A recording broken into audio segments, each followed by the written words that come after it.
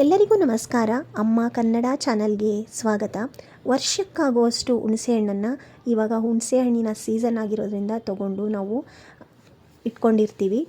ಒಂದು ಇಡೀ ವರ್ಷಕ್ಕೆ ಆಗೋ ರೀತಿ ಇದು ಕಪ್ಪಗಾಗದೇ ಇರೋ ರೀತಿ ಇವಾಗ ನಾವು ತೊಗೊಂಡಾಗ ಹೇಗಿರುತ್ತೋ ಅದೇ ರೀತಿ ಇಟ್ಕೋಬೇಕು. ಸ್ವಲ್ಪನೂ ಕಪ್ಪಾಗಬಾರ್ದು, ಹಾಗೆ ಹುಳಗಳಾಗಬಾರ್ದು ಅಂತಂದರೆ ಇದಕ್ಕೆ ಏನು ಮಾಡ್ಬೋದು, ಯಾವ ರೀತಿ ಇಡ್ಬೋದು ಅಂತ ನಾನು ಈ ವಿಡಿಯೋನಲ್ಲಿ ತೋರಿಸ್ತಾ ಇದ್ದೀನಿ.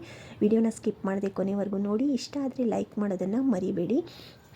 ಮೊದಲನೇದಾಗಿ ಹುಣಸೆ ಹಣ್ಣನ್ನು ನೀಟಾಗಿ ಕ್ಲೀನ್ ಮಾಡ್ಕೊಳ್ಳಿ. ಅದರಲ್ಲಿರುವಂಥ ಹುಣಸೆ ಹಣ್ಣಿನ ಬೀಜ ಇರ್ಬೋದು, ಕಸ ಕಡ್ಡಿಗಳು ಅದೆಲ್ಲ ಇರುತ್ತಲ್ಲ, ನಾರೆಲ್ಲ ಇರುತ್ತಲ್ಲ, ಅದನ್ನೆಲ್ಲ ತೆಗೆದುಬಿಟ್ಟು ನೀಟಾಗಿ ಕ್ಲೀನ್ ಮಾಡ್ಕೊಳ್ಳಿ. ಕ್ಲೀನ್ ಮಾಡಿದಾದಮೇಲೆ ಇದನ್ನು ಚೆನ್ನಾಗಿ ಒಂದಿನ ಬಿಸಿಲಲ್ಲಿ ಚೆನ್ನಾಗಿ ಒಣಗಿಸಿ ಅದರಲ್ಲಿರುವಂಥ ತೇವಾಂಶ ಎಲ್ಲ ಹೋಗಬೇಕು. ತೇವಾಂಶ ಇದ್ದರೆ ಸ್ವಲ್ಪ ಅದೂ ಸಹ ತುಂಬ ದಿನ ಇಡೋದ್ರಿಂದ ಒಂಥರ ಆಗಿಬಿಡತ್ತೆ. ಹಾಗಾಗಿ ಈ ರೀತಿ ಚೆನ್ನಾಗಿ ನೀಟಾಗಿ ಕ್ಲೀನ್ ಮಾಡಿಕೊಂಡು ಬಿಸಿಲಲ್ಲಿ ಒಣಗಿಸಿದ್ದಾದಮೇಲೆ ಇದನ್ನು ನಾನು ಹೇಗೆ ಸ್ಟೋರ್ ಮಾಡ್ತಿದ್ದೀನಿ ಅಂತ ತೋರಿಸ್ತಾ ಇದ್ದೀನಿ. ಇಲ್ಲಿ ನೋಡಿ, ಒಂದು ಪ್ಲಾಸ್ಟಿಕ್ ಕವರನ್ನು ತೊಗೊಂಡಿದ್ದೀನಿ. ಅದರಲ್ಲಿ ಕೆಳಗಡೆ ಸ್ವಲ್ಪ ಕಲ್ಲುಪ್ಪನ್ನು ಹಾಕಿದ್ದೀನಿ. ಅದಾದಮೇಲೆ ಒಂದು ಲೇಯರು ಹುಣಸೆಹಣ್ಣನ್ನು ಹಾಕ್ಕೊಂಡಿದ್ದೀನಿ. ಇದೇ ರೀತಿಯೇ ಒಂದೊಂದು ಲೇಯರ್ ಹುಣಸೆಹಣ್ಣು, ಅದಾದಮೇಲೆ ಒಂದು ಹಿಡಿಯಷ್ಟು ಕಲ್ಲುಪ್ಪು, ಈ ರೀತಿ ನೀವು ಹಾಕಿ ಸ್ಟೋರ್ ಮಾಡೋದ್ರಿಂದ ಸ್ವಲ್ಪ ಸಹ ಹುಣಸೆಹಣ್ಣು ಕಪ್ಪಾಗೋದಿಲ್ಲ. ಎಷ್ಟು ದಿನ ಇಟ್ಟರು, ನೀವು ವರ್ಷ ಇಟ್ಟರು ಸಹ ನೀವು ಇಟ್ಟಾಗ ಹೇಗಿರುತ್ತೋ ಹಾಗೆಯೇ ಇರುತ್ತೆ, ಸ್ವಲ್ಪನೂ ಕಪ್ಪು ಹಾಕಿದಾಗೆ.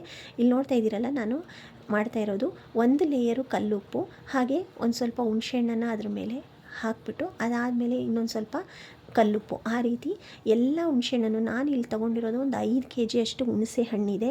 5 kg ಹುಣಸೆ ಹಣ್ಣನ್ನು ಸಹ ನಾನು ಇದೇ ರೀತಿಯೇ ಸ್ಟೋರ್ ಮಾಡ್ತಾಯಿದ್ದೀನಿ. ನೀಟಾಗಿ ಬಿಸಿಲಲ್ಲಿ ಒಣಗಿಸಿರೋದ್ರಿಂದ ಚೆನ್ನಾಗಾಗಿದೆ. ಹಾಗೆ ನೋಡಿ, ನೀಟಾಗಿ ಇದನ್ನು ಕಂಪ್ಲೀಟಾಗಿ ಎಲ್ಲ ಹಾಕಿದ್ಮೇಲೆ ಮೇಲೂ ಸ್ವಲ್ಪ ಸ್ವಲ್ಪ ನೋಡಿ ಈ ರೀತಿ ಕಲ್ಲುಪ್ಪನ್ನು ಉದುರಿಸ್ಬಿಟ್ಟು ಕವರ್ನ ಟೈಟಾಗಿ ಕಟ್ಟಿಬಿಟ್ಟು ನೀವು ತೆಗೆದಿಟ್ಕೋಬೋದು. ಇದು ಮೊದಲನೆಯ ಮೆಥಡು. ಈ ರೀತಿ ಮಾಡೋದ್ರಿಂದ ಹುಣಸೆಹಣ್ಣು ಕಪ್ಪಗಾಗೋದಿಲ್ಲ. ಎರಡನೇ ಮೆಥಡ್ ಏನಪ್ಪ ಅಂತಂದರೆ ನೋಡಿ, ಈ ರೀತಿ ಹುಣಸೆಹಣ್ಣನ್ನು ಪೇಪರ್ಗಳಲ್ಲಿ ಹಾಕಿ ಸ್ವಲ್ಪನೇ, ಜಾಸ್ತಿ ಒಂದೇ ಇದರಲ್ಲಿ ಹಾಕೋಕ್ಕೋಗ್ಬಿಡಿ, ಸ್ವಲ್ಪನೇ ಈ ರೀತಿ ಪೇಪರಲ್ಲಿ ಹಾಕಿ ನೀಟಾಗಿ ಫೋಲ್ಡ್ ಮಾಡಿ, ಸ್ವಲ್ಪನೂ ಗ್ಯಾಪ್ ಇಲ್ದಲೆ ಪೇಪರ್ನ ನೀಟಾಗಿ ಫೋಲ್ಡ್ ಮಾಡಿಬಿಟ್ಟು ಈ ಫೋಲ್ಡ್ ಮಾಡಿರೋವಂಥ ಹುಣಸೆ ಹಣ್ಣಿನ ಪೇಪರ್ನ ಫ್ರಿಜ್ನಲ್ಲಿ ಇಟ್ಕೊಳ್ಳಿ. ನೀವು ಯಾವಾಗೆಲ್ಲ ನಿಮಗೆ ಅಡುಗೆ ಮನೆಗೆ ಸ್ವಲ್ಪ ಹುಣಸೆಹಣ್ಣು ಬೇಕು ಅನ್ನತ್ತೋ ಆವಾಗ ನೀವು ಫ್ರಿಜ್ಜಿಂದ ತೊಗೊಂಡು ಯೂಸ್ ಮಾಡ್ಕೋಬೋದು.